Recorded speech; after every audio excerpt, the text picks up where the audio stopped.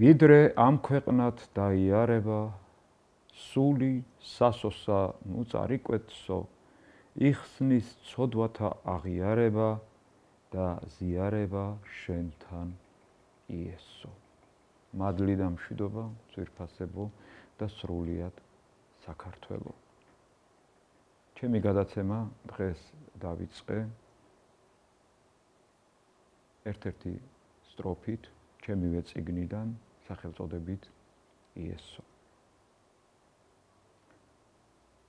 ამ ერთ სტროფში მე გავამახვილე ყურადღება იმაზე, რომ ვიდრე ამ ქვეყნად დაიარება, სული სასოსა ნუ წარიკვეთსო.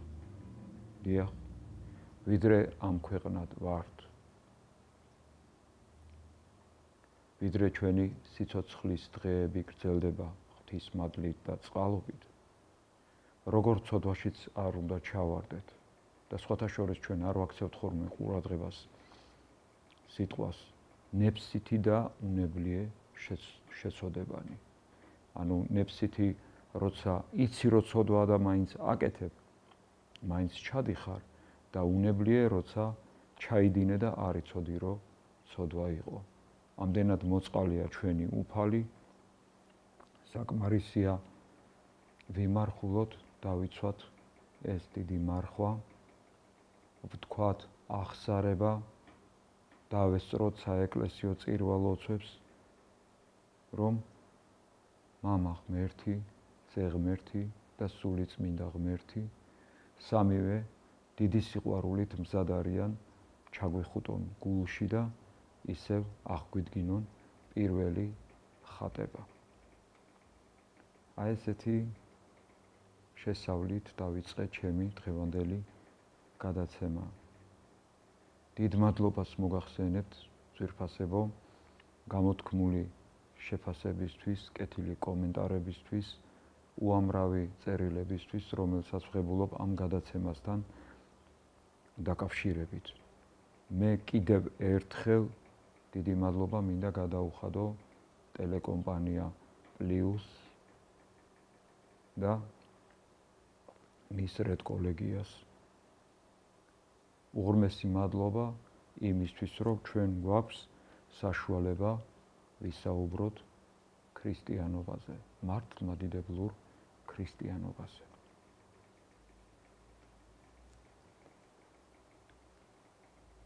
ყველამ კარგად ვიცით, რომ საუბრობდით ქრისტეშობის მსახურებაზე წაკითხული პირველი სახარების განმარტებას, რომელსაც ერქვა სახარება პირმშოს შესახებ. დღეს ჩვენ ამ განმარტებას დავასრულებთ. შეგახსენებთ, რომ განმარტების ავტორი გახლავთ წმინდა ნიკოლოზ სერბი ელიმიროვიჩი, თარგმანი კი გახლავთ ჩემი. და კიდევ დიდება და მადლობა უფალს, რომ ჩვენ ამ სიტყვის, ამ განმარტების ტელევიზიით გახმიანების საშუალება გვაქვს ცხოვრების და ჭეშმარიტების მაძიებელ სულთათვის. ახლა კი გავაგრძელოთ საუბარი იმის თაობაზე, თუ უფრო მეტი აღტაცება და ნაკლები სიტყვები რომელ თემას უნდა შევწიროთ. იქ, სადაც ცოცხალი ღვთისმოწყალე ბრძენ განგებულების და მისი კეთილნებელობისადმი სიმდაბლით მორჩილება აღესრულება, სიწმინდეც ზუსტად იქ დაივანებს. მორჩილ და თავმდაბალ თავის მონებს კი იგი კურნებს ყოველგვარ მიწიერ ვნებათა და გულის თქმათაგან.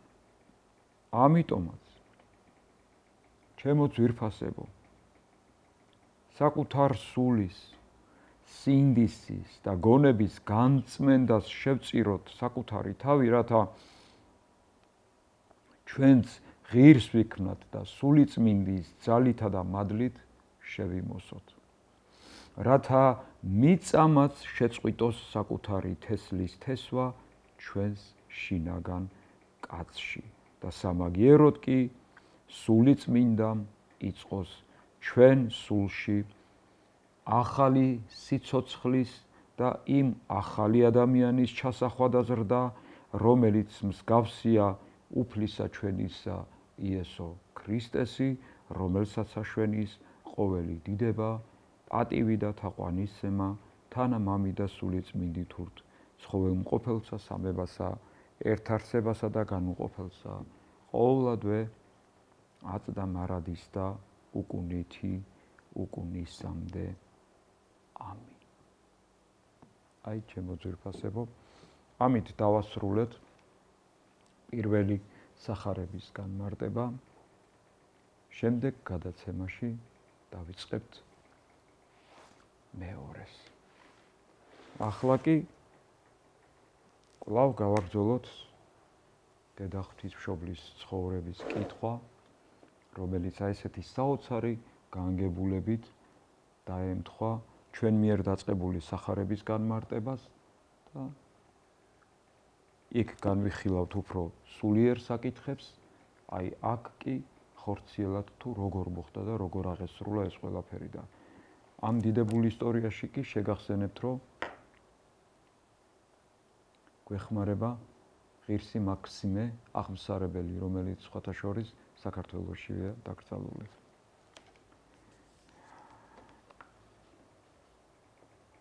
როდესაც ვარსკვლავმა ბეთლემს მიაღწია, უფრო მეტი ბრწყინვალებით უთითებდა იმ საწადელ ადგილზე, სადაც ყრმა უფალი იმყოფებოდა და აღასრულა თუ არა თავისი მსახურება მიეფარა მათ თვალთაგან. მოგვებმა რომ ასე გაბრწყინებული ნახეს მათი წინამძღვარი ვარსკვლავი, უფრო სწორად ანგელოზი, რომელიც ვარსკვლავის სახით ევლინებოდა მათ, დიდად გაიხარეს, რადგან მიხვდნენ, რომ საწადელს მიაღწიეს და იპოვეს ის, ვისაც ეძებდნენ. მიეახლნენ საკვირველ დიდებულებას, ახალშობილ ჩვილს, რომელიც უჟამოდ არის შობილი. მოგვებმა იხილეს და მყისვი აღიფსნენ მადლით, სიტკბოებითა და ნათლით.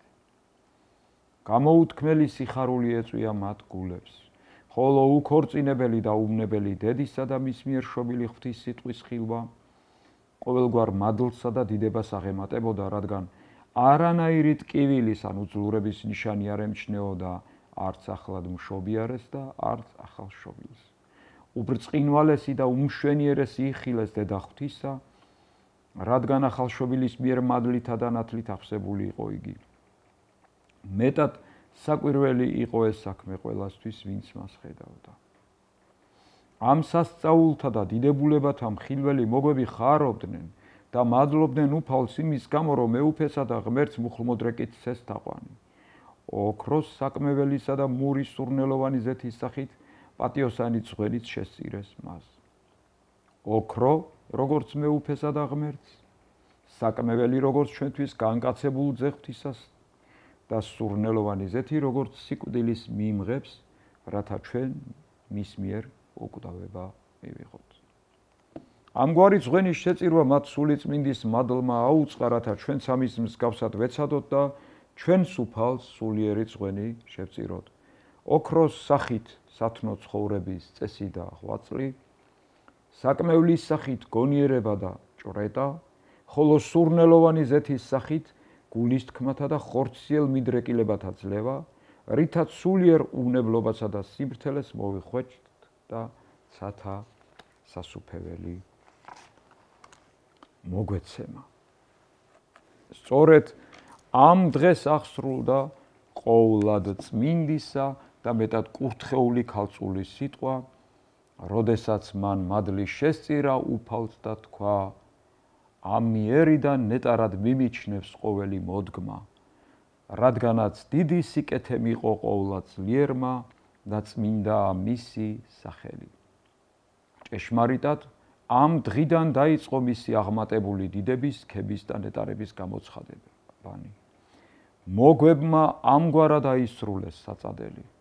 იხილეს მეუფე დიდებისა და თაყვანისცეს მას, ხილული ძღვენი მიუძღვნეს და თავიანთი თავიც და სულიც შესწირეს უფალს, რითაც წარმართა მოქცევასა და ქრისტეს მსახურად შედგომას დასაბამი დაუდეს.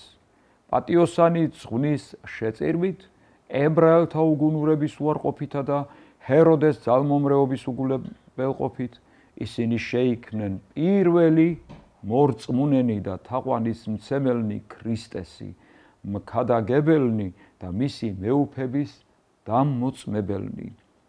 მათ გამოცხადებით ეუწყათ, რომ არ უნდა მიბრუნებულიყვნენ ჰეროდესთან, რის გამოც მოგვები სხვა გზით დაბრუნდნენ თავიანთ ქვეყანაში. ამ ქვეყნად მოსულმა ყოვლად მდიდარმა ქრისტე მეუფემ ამოირჩია სიღარიბე და მით პატივი მიაგო მას, მაგრამ შენ მორწმუნეო, ხოლოდ ამ სიღატაკეზე ფიქრს კი ნუ დასჯერდები, არამედ მცირე გამოქვაბულსა და ღარიბულ კარავს უწინარესად ზეცა ამჯობინე. მცირე ბაგას ბრწყინვალე ვარსკვლავი და ანგელოზთა ქება, ხოლო უბრალო სახველს მოგვთა წვენი და თაყვანისცემა. ასევე ყველა წარმართის შეწყნარება. ღვთისშემეცნების სიმაღლე უფლის მიერ თავის დამდაბლებას კი არ გაუთანაბრო, არამედ უფრო უზენაესი დიდებული სიკეთის იმედი გქონდეს.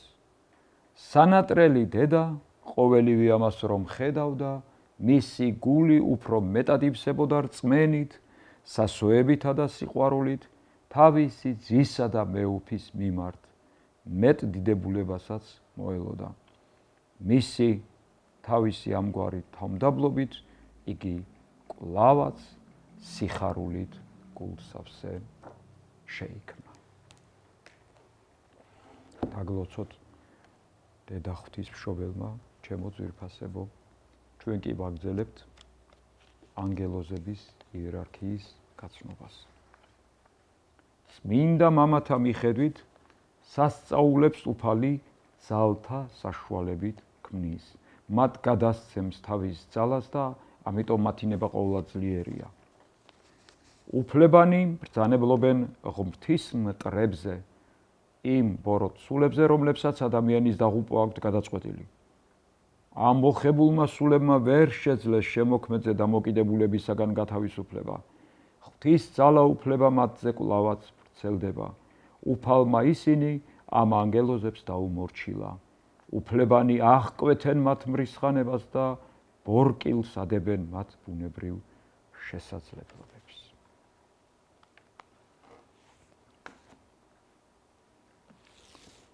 ჩემს სიხარულს საზღვარი არა აქვს, ჩემო ძვირფასებო, როდესაც შეფასებას ვღებულობ ამ წიგნის ურთულესიდან უმარტივესამდე, ანუ ფიქრები მართლმადიდებლობაზე, ვღებულობ წერილებს და მადლობელი ვარ თითოეული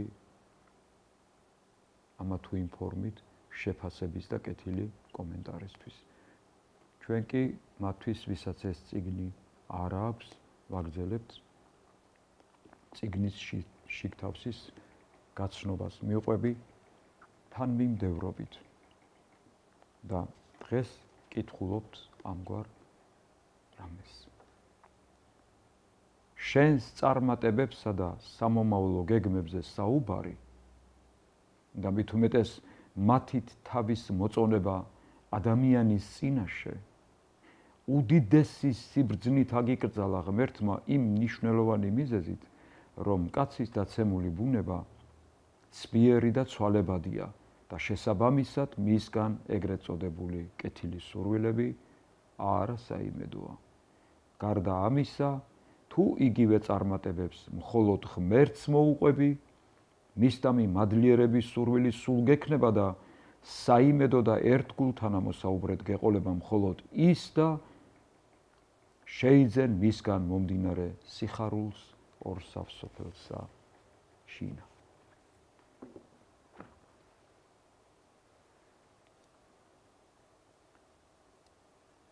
ტრადიციულად, ჩემო ძვირფასებო, დღესაც მოგართვით ასეთი საინტერესო სიტყვა, საინტერესო შეიძლება იგავადაც ჩაითვალოს, უბრალოდ ლიტერატურული ნაწარმოების ნაწყვეტს წავაწყდი და მინდა გაგიმხილოთ და გაგიზიაროთ თქვენც, რომელსაც გვია ზრახვა გულზე.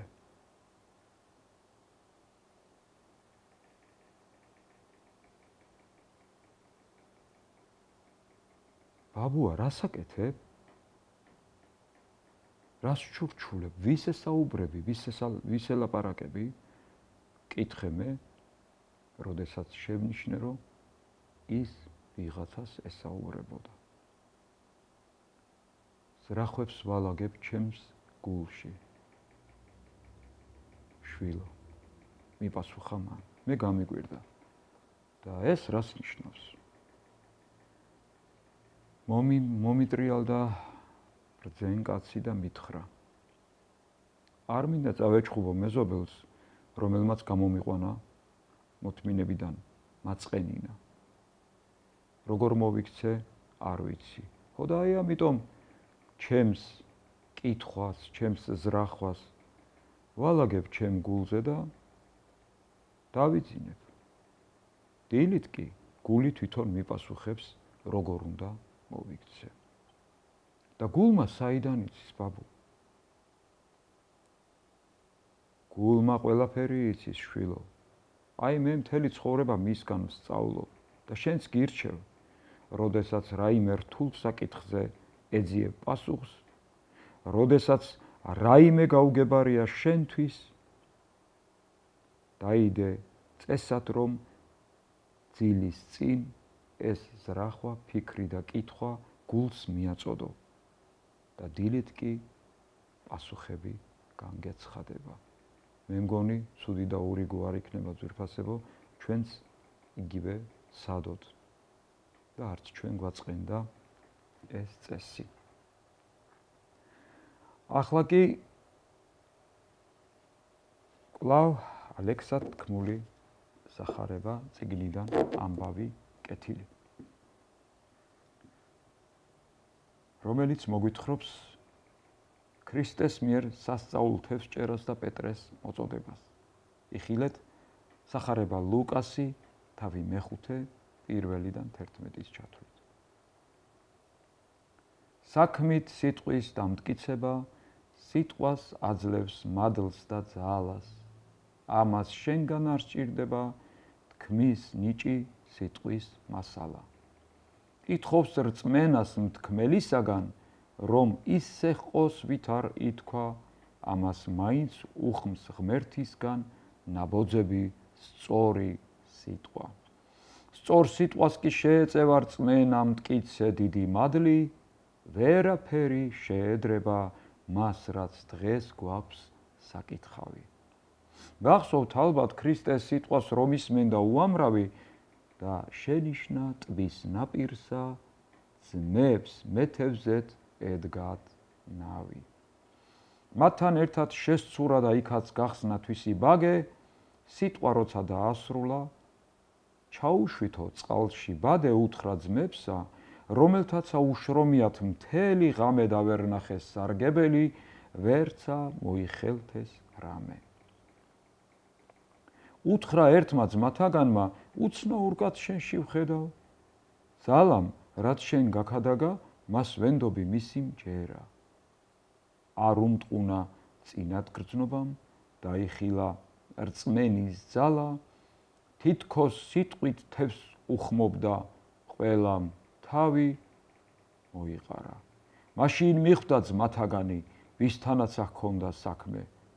დაემხო, იწყო ღაღადი, ცოდვილი ვარ ჩემგან განვედ და შეხედა სიყვარულით ცოდვილთათვის ხორჩშესხმულმა, შემომიდე კაცის სულის დღეიდან ყოფ მებადურად.